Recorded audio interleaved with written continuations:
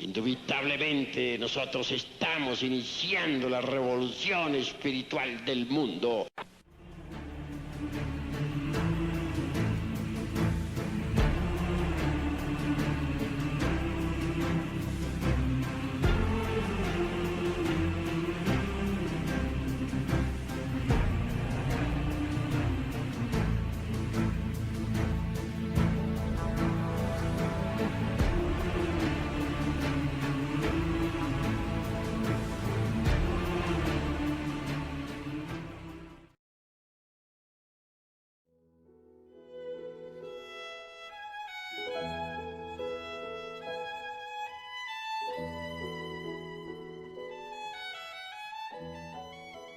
Hoy vamos a explicar, a reflexionar sobre las verdaderas causas del sufrimiento humano, las auténticas causas del dolor, del odio, del karma en la humanidad y del individuo.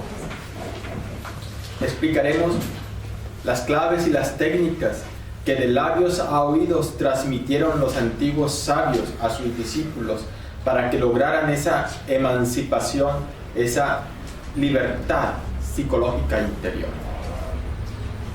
Hoy, damas y caballeros, explicaremos, estudiaremos eso que es el ego, las causas del sufrimiento humano, la doctrina de los muchos yoes.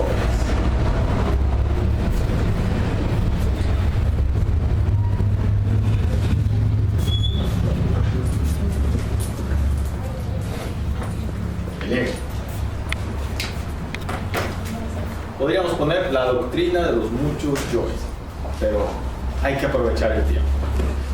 Así es que, ¿qué es el ego?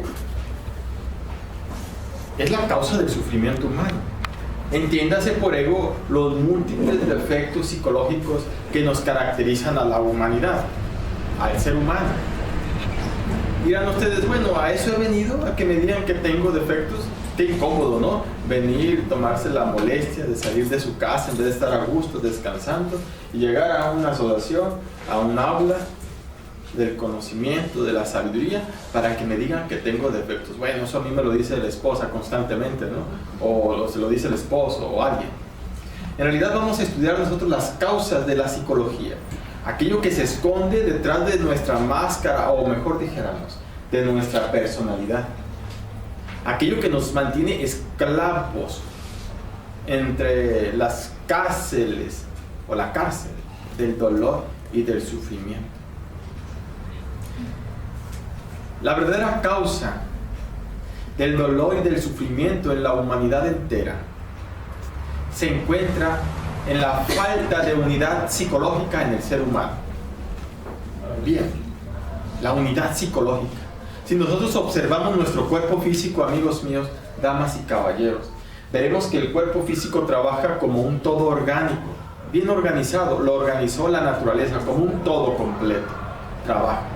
Es una unidad completa, organizado por sistemas, músculos, tejidos, órganos. Sin embargo, psicológicamente, el ser humano no poseemos una unidad psicológica, una unidad completa.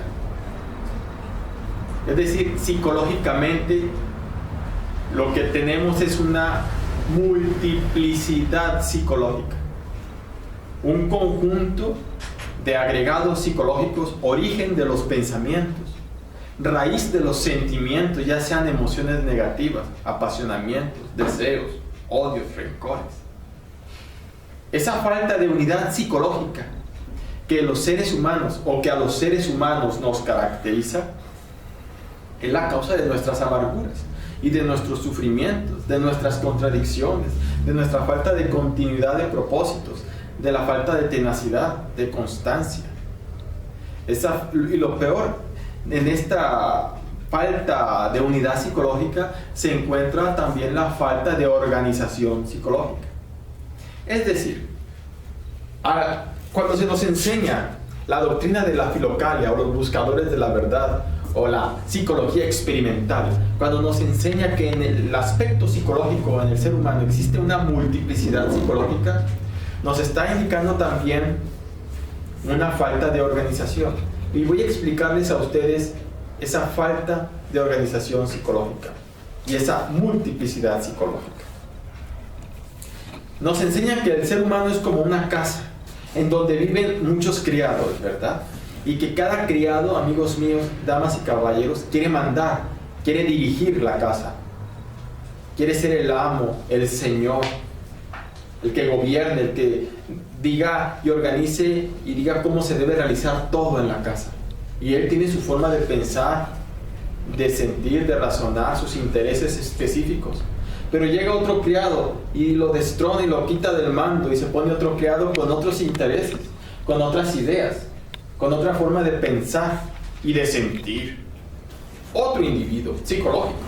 Llega otro criado y lo tumba, y constantemente la casa está cambiando de reglas. La casa está cambiando de posición de los muebles, quizás, de cómo se debe organizar todo.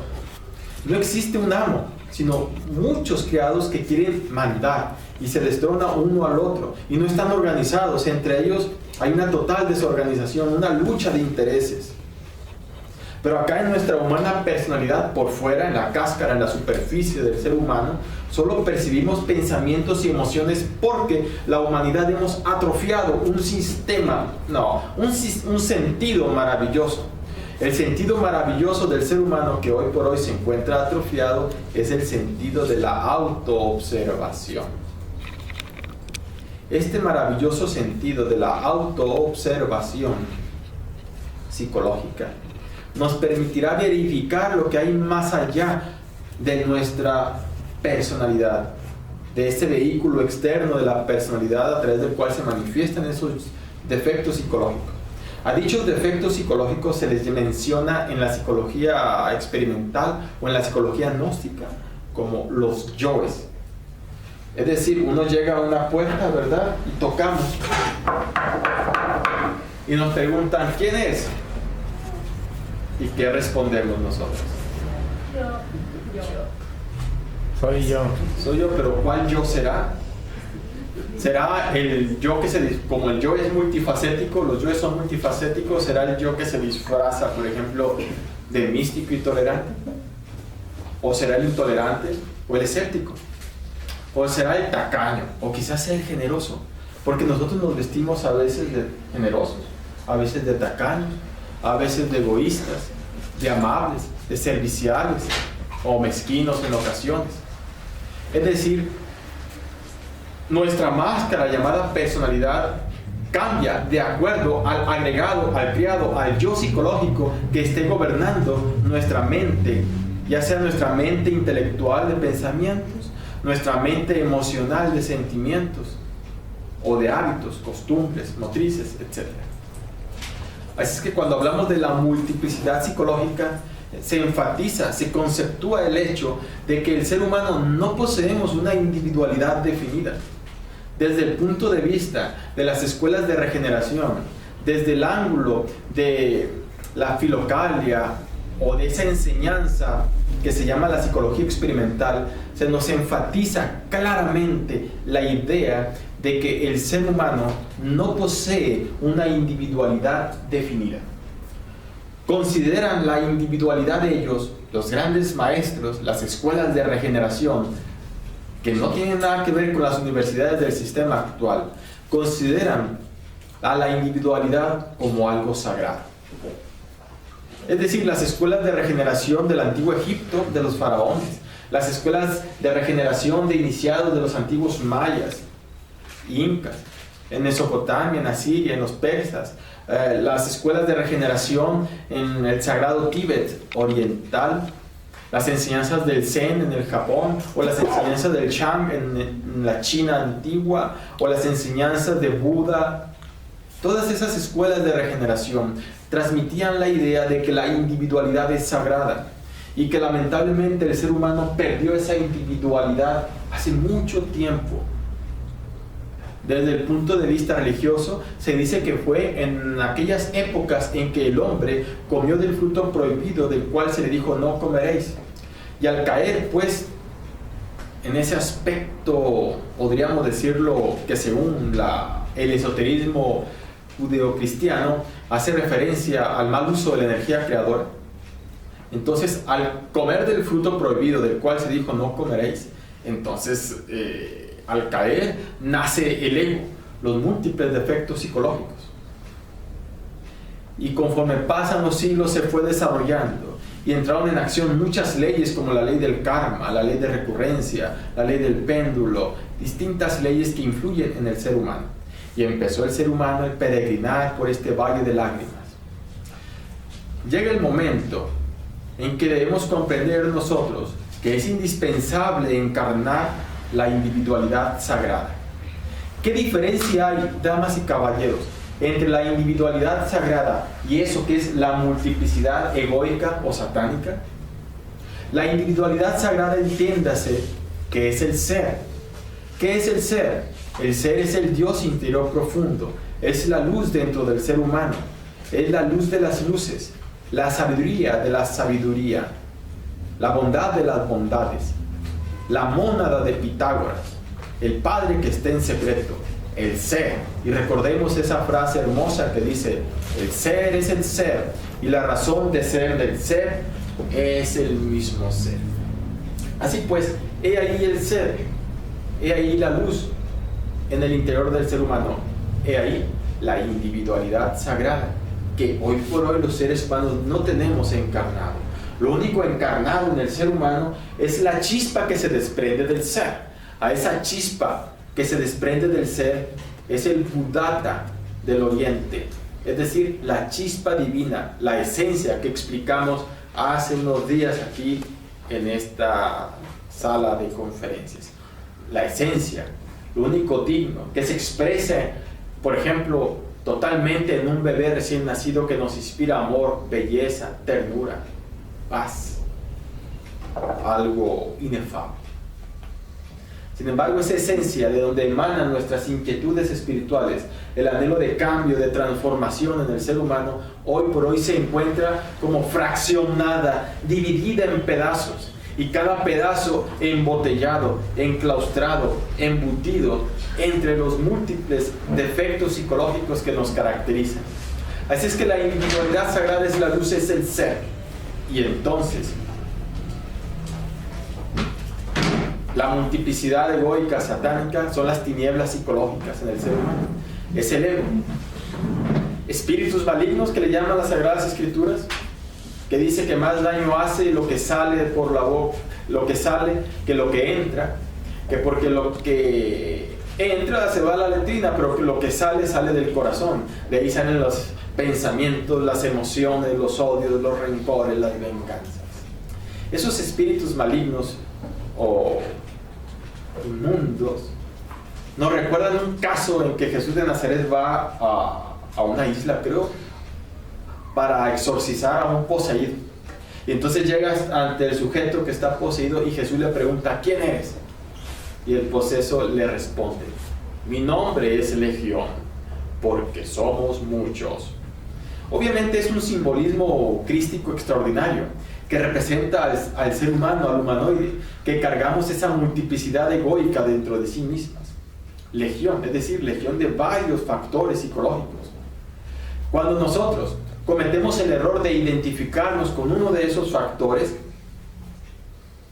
pues entonces generamos consecuencias dolorosas. Por ejemplo, un factor psicológico de esos es la ira, otro es la envidia, otro es el orgullo, la vanidad, la pereza, la gula, la lujuria, los celos, la autoimportancia, diversos defectos psicológicos.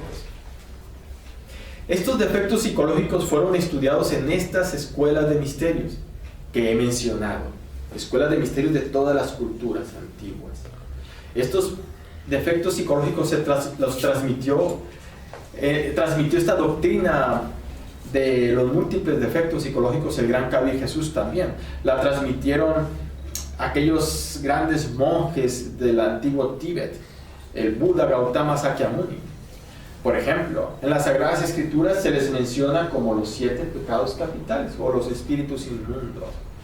En el Tíbet se les llama los agregados psíquicos. Agregados porque se han agregado a la psique. Y psique significa... A ver, ¿algún psicólogo qué significa psique? No. Alma. Alma, muy bien. Sí, ¿qué significa alma? Entonces, agregados psíquicos se han agregado al alma, a la parte divinal dentro del ser humano. Eso que es la conciencia despierta. ¿Me permites diferir un poco de esto? No, al final, si es tan amable.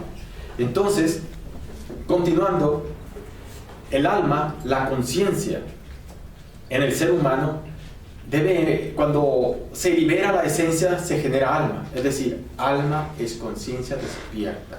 La esencia, la conciencia, lamentablemente, hoy por hoy, está embotellada en el ego. Por eso los tibetanos le llaman agregados psíquicos. Así es que se han agregado al alma. Es algo que no es propio, que no viene del ser, que no viene del Dios, que se ha agregado, que lo hemos adquirido con nuestros errores, con nuestros vicios, etc. Bien, ¿cómo le llaman, por ejemplo, a estos agregados psíquicos o defectos psicológicos entre los mayas, aztecas y aztecas? Los Sensonhuiznaga, o las estrellas surianas, o la Coyolxauhqui, la madre de todos los errores y vicios. Es decir, la Coyolxauhqui vendría siendo la lujuria que alimenta a los, que amamanta pues a los múltiples defectos psicológicos. Continuando pues, vemos en otras culturas, por ejemplo, Mara, aquella entidad que impedía al Buda lograr la iluminación. Esto representa pues nuestros propios defectos psicológicos. El demonio, el dragón de las tinieblas, en Egipto los demonios rojos de Set, cada cultura pues le da un nombre, como los antiguos griegos que le llaman, ¿cómo? La medusa. Los griegos representan al ego como la medusa, que Perseo, es decir, el alma, la psique, la conciencia despierta, con la voluntad que representa la espada y con la autoobservación que representa el espejo o el escudo con el que ve a la medusa, puede el alma decapitar al ego que en nuestro interior cargamos. Así es que la medusa representa al ego.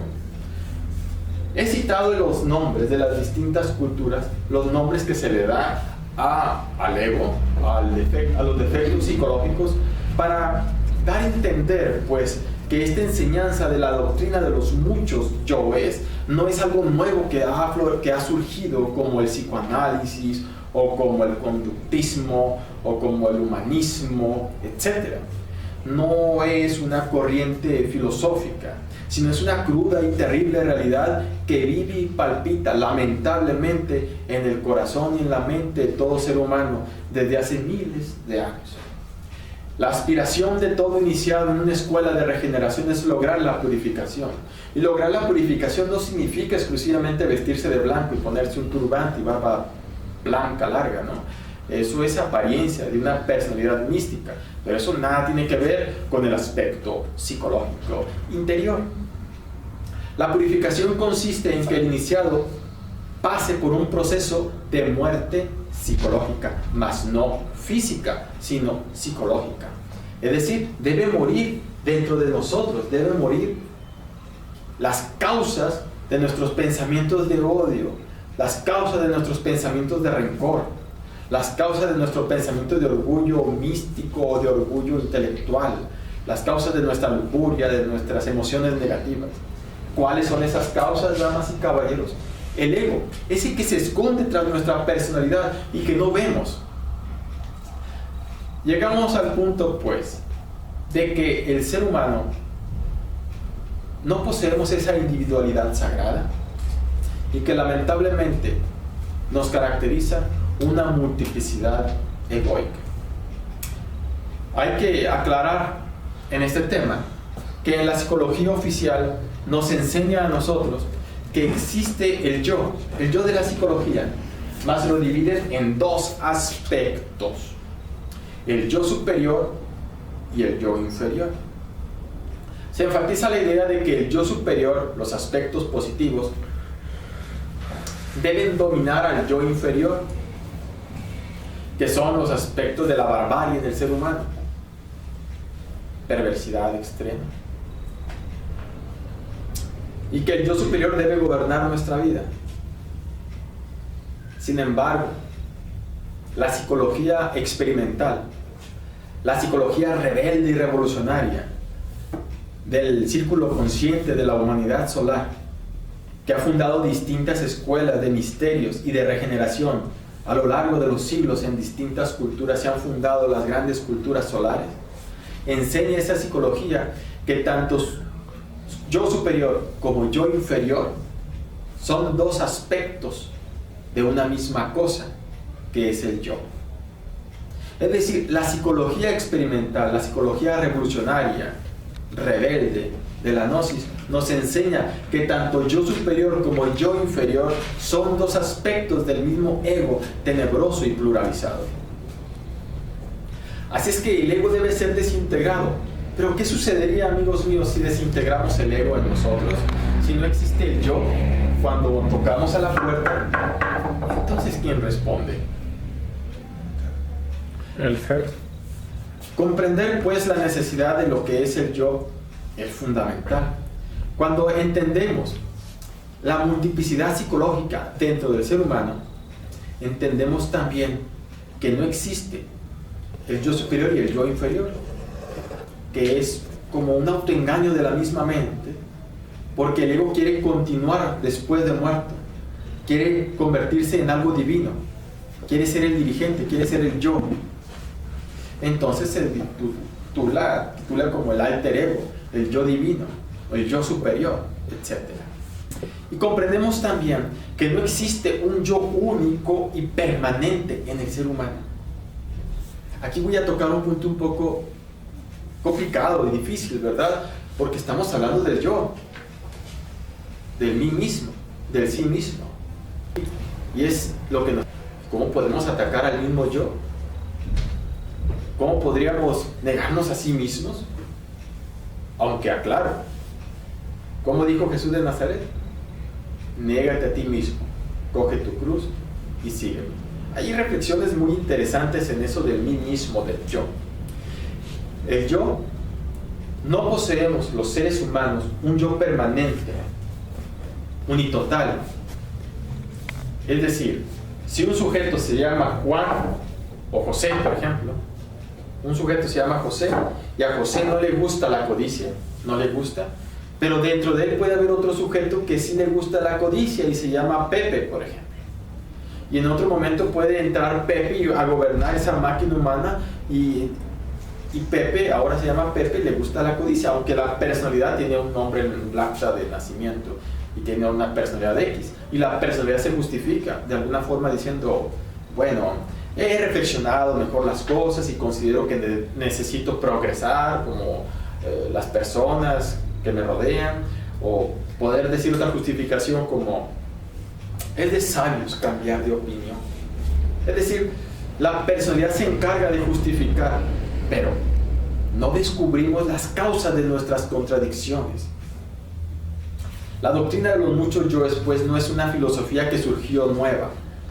Es una enseñanza ancestral que han transmitido todas las escuelas de misterios, de labios a oídos, a través de sus simbolismos. Los alquimistas de la Edad Media, ¿cómo representaban al ego? ¿Cómo lo alegorizaban ellos en sus enseñanzas? Esos químicos que trabajaban para el rey, para darle oro al rey. Pero en realidad eso era ficticio, ellos nomás querían ganarse la protección y el financiamiento del rey, pero en el fondo su auténtico laboratorio era su cuerpo físico. Ellos al ego le llamaban el mercurio seco y decían que para crear oro necesitaban desintegrar el mercurio seco. Prosiguiendo pues esta explicación, no siempre somos los mismos. Pero no nos damos cuenta de estos cambios que suceden aquí adentro, bajo nuestra capacidad cognitiva, porque estamos como identificados, ¿sí?, con el último yo que está controlando nuestra mente. Por ejemplo, seamos un poco ahorita reflexivos, aprendamos a escuchar con mente nueva, seamos autocríticos.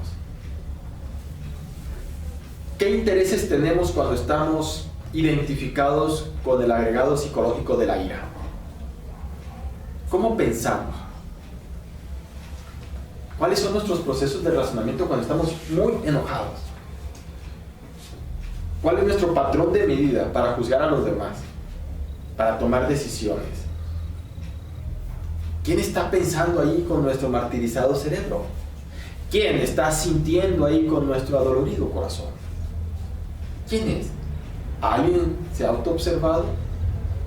Obviamente aquel individuo que jamás se haya autoobservado en la vida no podrá entender la doctrina de los muchos yoes. No podrá entender que hay muchos yoes dentro del ser humano y que cada yo es una persona psicológica que piensa, siente y actúa dentro de nosotros, a través de nosotros y por nosotros. Pero como estamos identificados con ese yo psicológico o agregado psicológico, nos sentimos siendo él, sus pensamientos, sus ideas.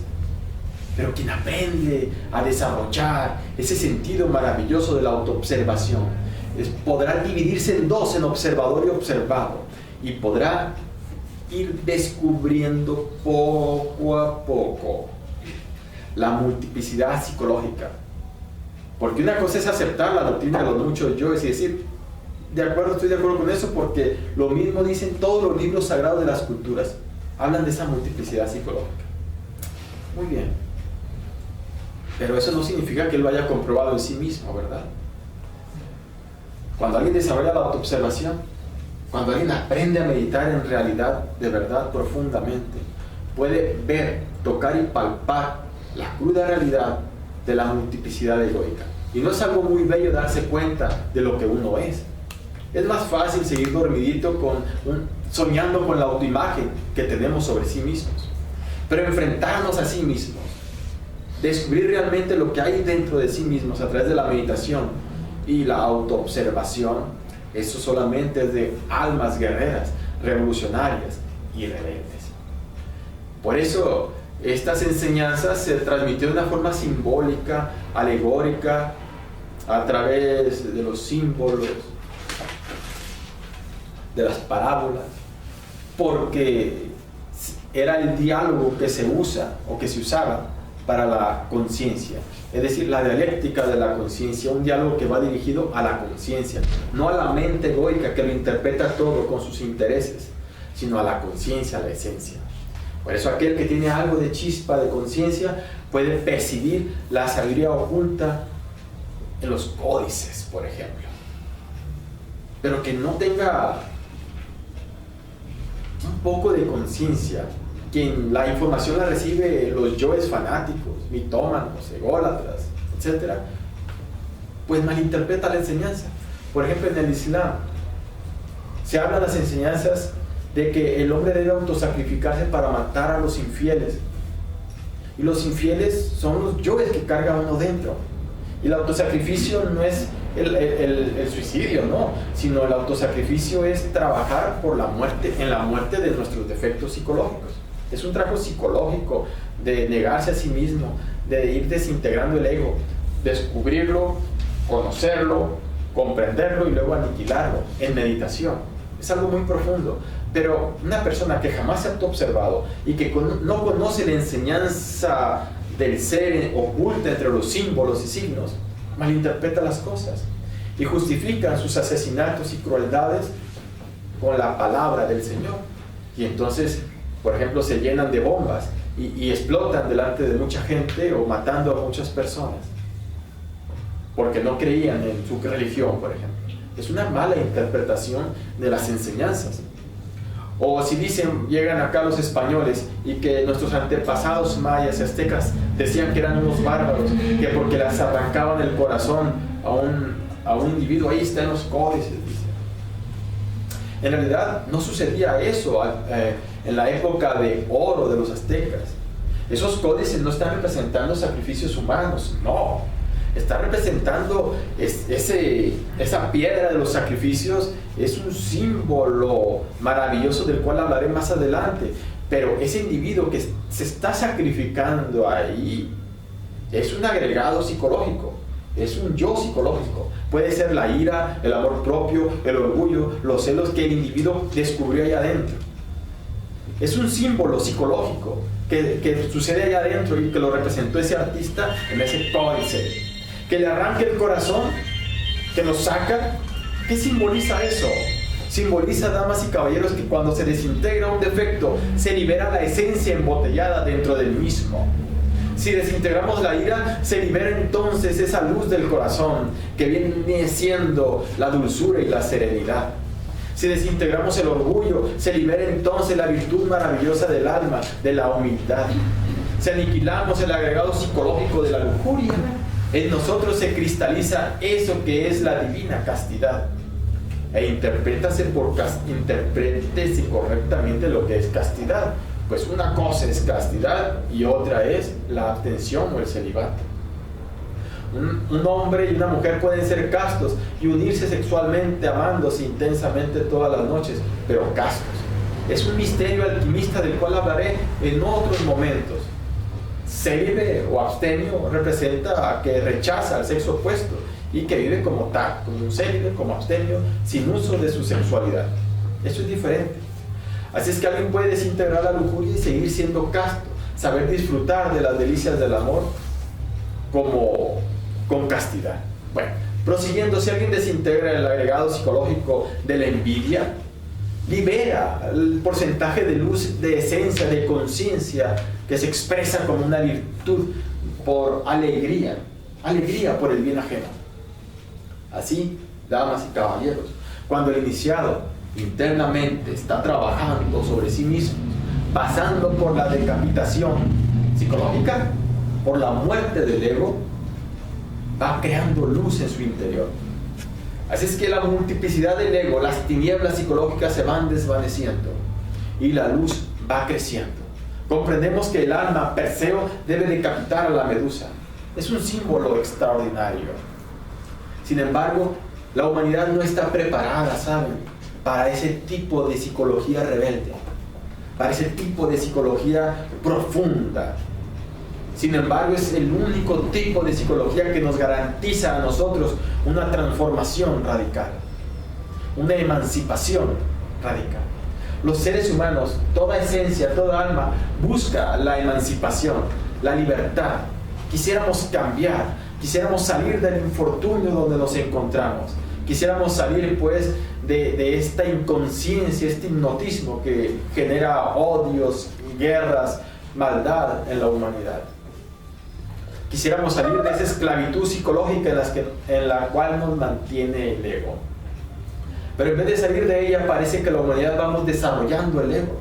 Llegará instantes en que nadie se sentirá seguro en las calles. Llegará un momento en que nadie podrá salir y solamente habrá dos pensamientos en la mente del ser humano después de que se haya desarrollado tanto el ego: morir o vivir. Es decir, matar o ser matado. Dos pensamientos. Se desarrollará tanto el ego que nadie podrá estar bien en las calles. De hecho, creo que ya hemos llegado a eso. ¿Qué tipo de asesinatos son ahora? Suicidios, violaciones, guerras, decapitaciones, maldad extrema, fanatismo llevado al límite, delitos de toda especie, crueldad exorbitante, escepticismo, dogmatismo, fanatismo religioso, enfermizo y equivocado. Es decir, el ego se ha desarrollado tanto en el ser humano. Quisiéramos, ¿verdad, damas y caballeros, todos ser felices? ¿Cómo podríamos ser felices si en nuestro interior, la humanidad, cargamos los elementos psicológicos que generan la infelicidad? ¿Cómo podríamos disfrutar de la auténtica felicidad del espíritu, de la dicha inigualable del alma liberada, si siempre estamos defendiendo nuestro querido ego? Por eso, la psicología rebelde y revolucionaria, la psicología experimental, nos invita a hacer grandes reflexiones, profundas reflexiones. Cuando alguien aprende a meditar profundamente, hondamente, se da cuenta que la meditación no solamente es esa hora o 2 o 3 horas que estás sentado meditando, sino que la meditación es durante todo el día. Y no quiero decir que todo el día estés sentado meditando, no, sino que durante todo el día, de momento en momento, de instante en instante, en el trabajo, en la calle, en la casa, el individuo se autoobserva, se autoanaliza y se encuentra en estado de alerta novedad, alerta percepción. Es decir, ha desarrollado en su alma ese aspirante la capacidad de autoobservarse, la capacidad de autorreflexionar profundamente, la capacidad de autocriticarse, pues el hombre de tipo superior se critica a sí mismo. El animal intelectual criticamos a los demás solamente. Entonces este aspirante desarrolla esas facultades de autoobservación, de autorreflexión, de autoanálisis, de autocrítica, con el objetivo evidente de autodescubrirse, autodescubrir sus defectos, esos defectos que nos hacen pensar, esos defectos que ponen en nuestra boca lo que debemos decir.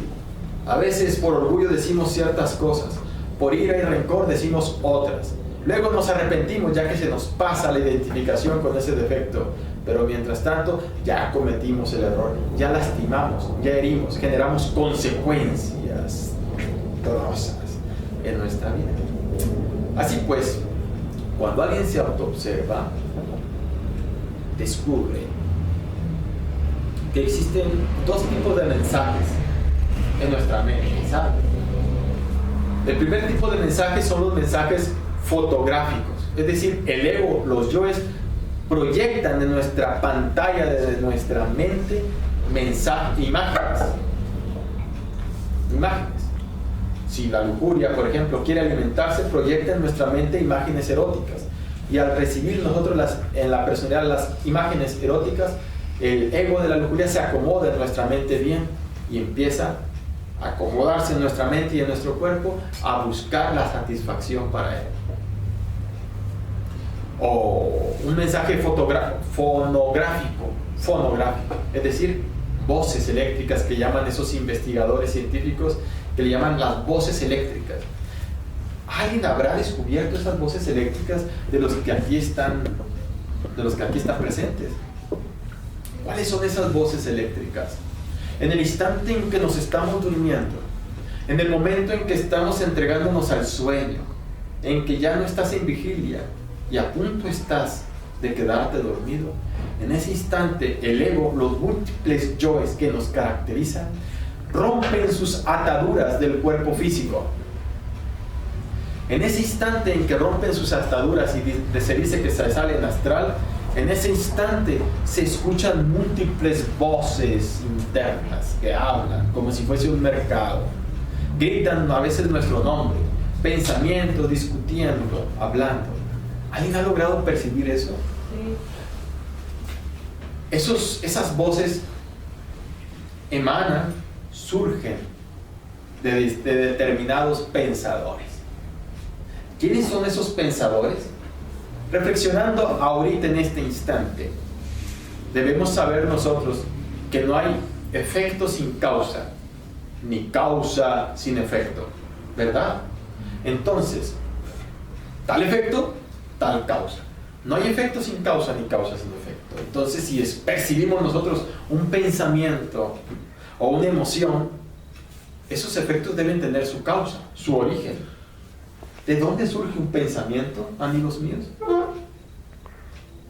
De un pensador. ¿Cuántos pensamientos habrá entonces? ¿Cuántos pensadores habrá entonces en nuestro interior? ¿Quiénes son esos pensadores? Los agregados psicológicos que en nuestro interior cargamos. La multiplicidad egoica que nos caracteriza a los seres humanos. Esa multiplicidad que debe ser desintegrada, esas tinieblas que deben desvanecerse con la voluntad del alma para que brille nuestra propia luz interior y llegar a ser eso que dicen en el oriente, un iluminado. Así pues,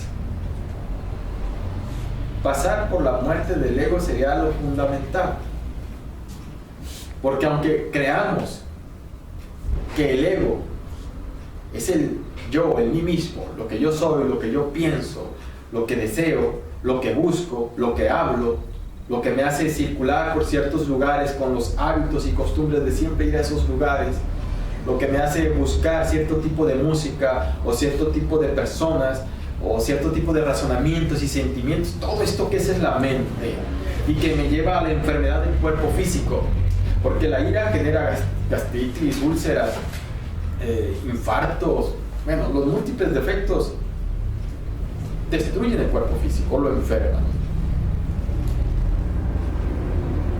Cuando comprendo, pues, que debo pasar por la muerte de estos defectos psicológicos, cuando el hombre comprende eso, consagra su vida a trabajar intensamente sobre sí mismos, desarrollando los sentidos que le hacen falta para lograr esa iluminación interior.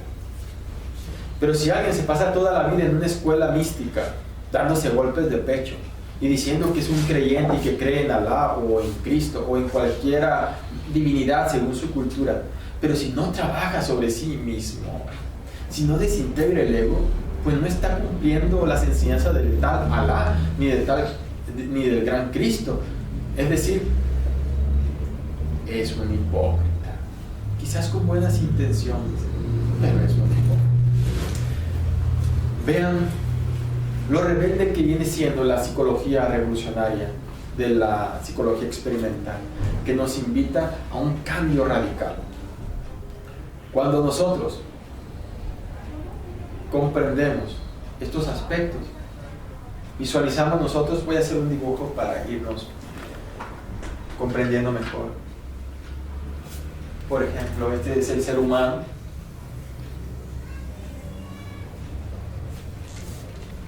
Qué bien.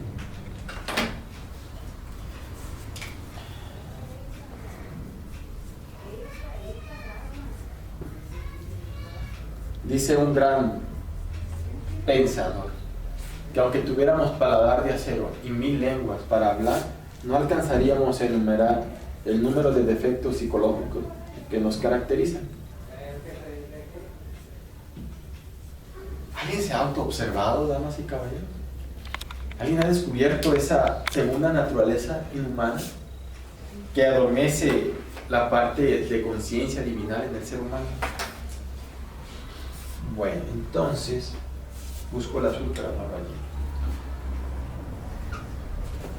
Podríamos decir, según las escuelas de regeneración, los maestros de la Filocalia, que el ser humano tiene el 3% de conciencia despierta, ¿sí? Y el 97% de yoes o egos o defectos psicológicos o tinieblas. Que el 97% genera inconsciencia, hipnotismo, adormecimiento, y que por eso el ser humano no nos conocemos a sí mismos, que por esa razón el hombre de la tierra no sabe quién es, de dónde viene, una personalidad bien educada y bien formada que razona, objeta, debate, etc. No sabe quién es y muere sin haberse conocido. Pero que cuando nace el 3% está totalmente libre, que el bebé tiene el 3% de conciencia totalmente libre, despierta, no condicionada, y entonces que el bebé, dicen ellos, son tan conscientes que recuerdan sus existencias pasadas, que nos miran a nosotros conscientemente y se asustan porque ellos nos ven tal y como somos. Nosotros vemos al bebé y sentimos piedad por él y decimos, ay, pobrecito, tan chiquito, no sabe. Sin embargo, son conscientes, tienen su conciencia despierta y ven tal y como somos. Nuestros defectos psicológicos ellos los ven porque tienen su clarividencia, son clarividentes, son intuitivos, son conscientes los bebés. Conforme crecen se va adormeciendo la conciencia y queda el 3% pero condicionada, ¿no? En cierta forma. Ellos pueden ver los yoes de ellos mismos que quieren entrar en su cuerpo, pero los yoes no pueden entrar en el cuerpo del bebé porque el bebé aún no ha formado su personalidad. Y para que entren los yoes, los agregados psíquicos al bebé, necesita haber tenido su personalidad y se forma de los 0 a los 7 años.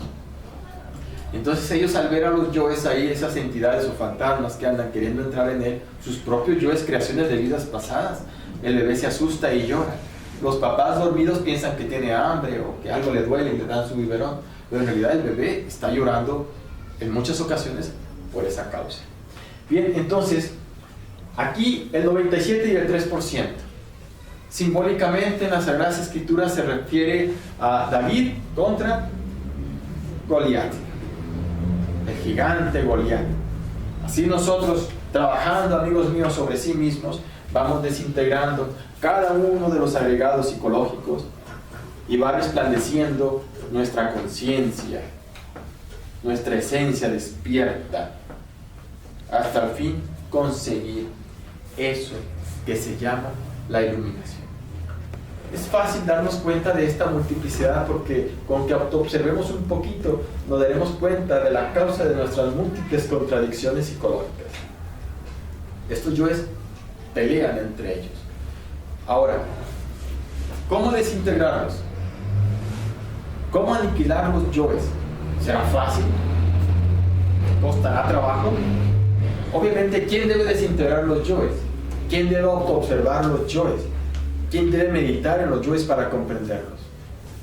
¿Podríamos nosotros caer en el error de que un yo quiere desintegrar otro yo? ¿O que un yo quiere meditar en otro yo? La mente puede caer pues en esa retórica. Por eso nosotros necesitamos descubrir la diferencia entre el sabor de nuestra conciencia y el sabor psicológico pues del ego. Saber distinguir. Los seres humanos nos hemos degenerado mucho y no podemos distinguir la diferencia entre la conciencia y el ego. Pero bien valdría la pena que desarrollemos la autoobservación sincera. Primer paso para la muerte del ego es autoobservación.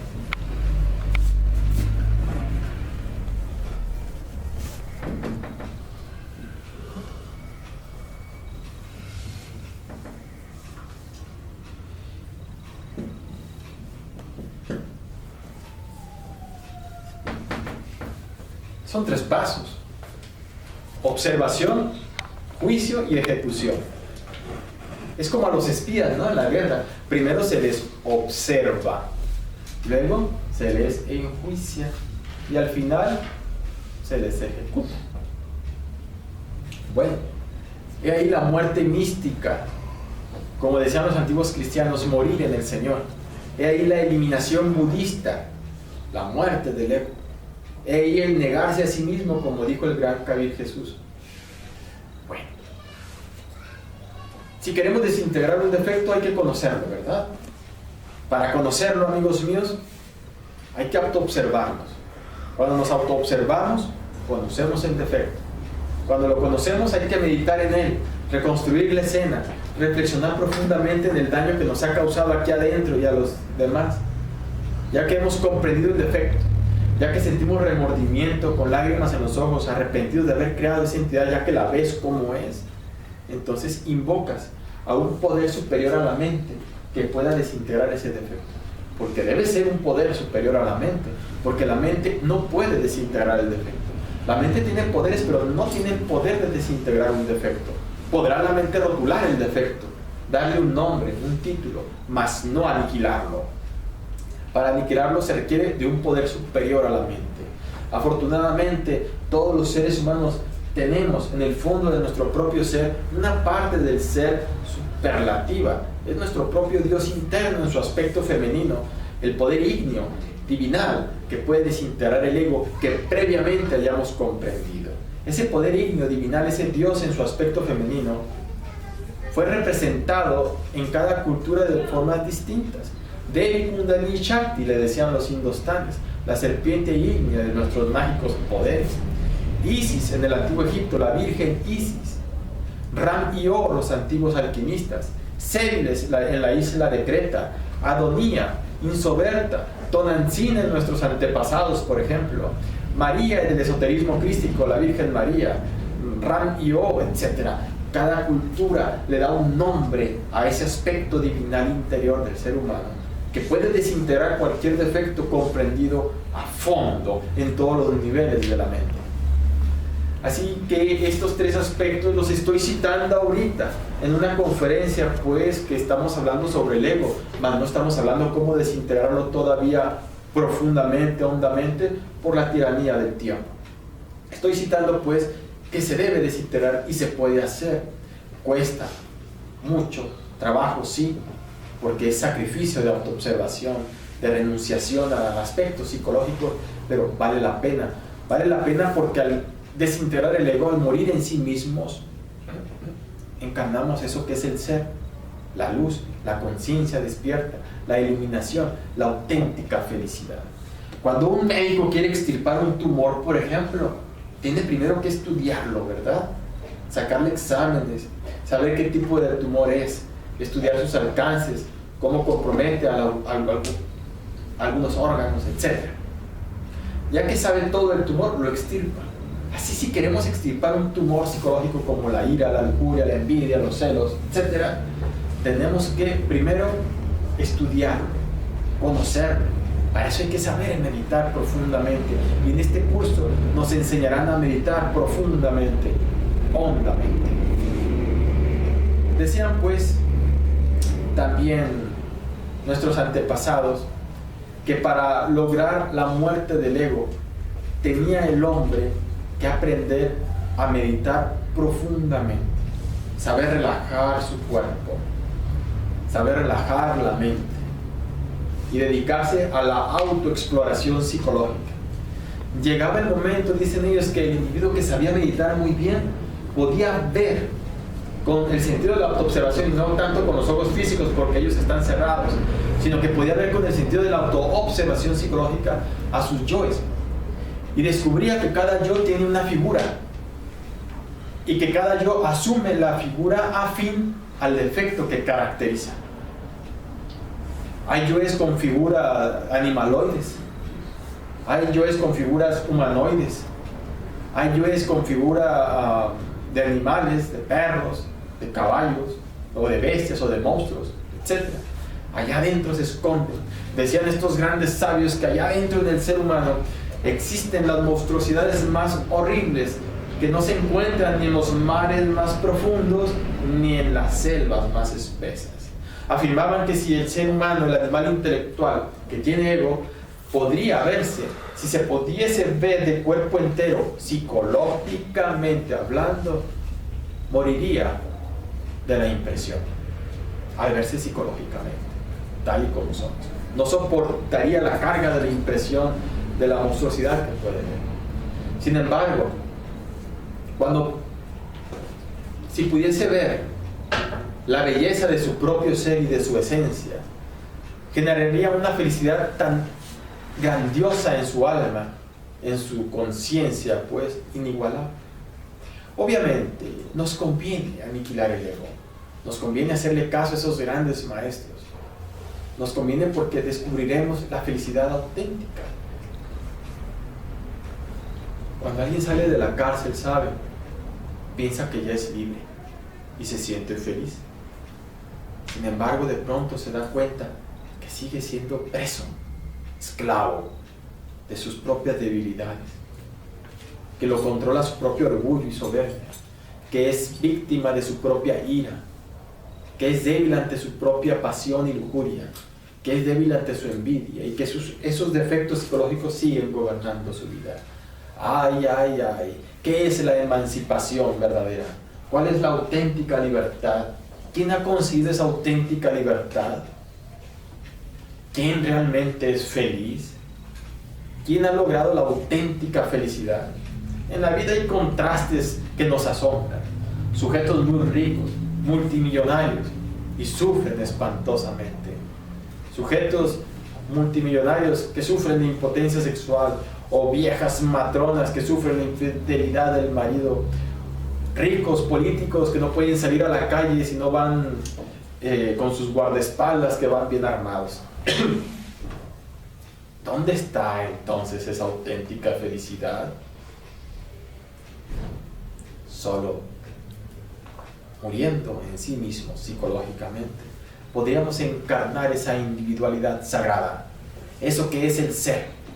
Y de ese ser, de esa divinidad interior, de esa individualidad sagrada, emana la auténtica felicidad, la emancipación, el sabor psicológico de la bendita libertad en Dios.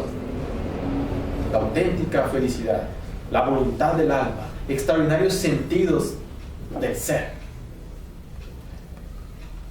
Siempre se ha buscado la emancipación, la liberación final, dicen los grandes iniciados. Pero termino esta clase, esta conferencia, diciendo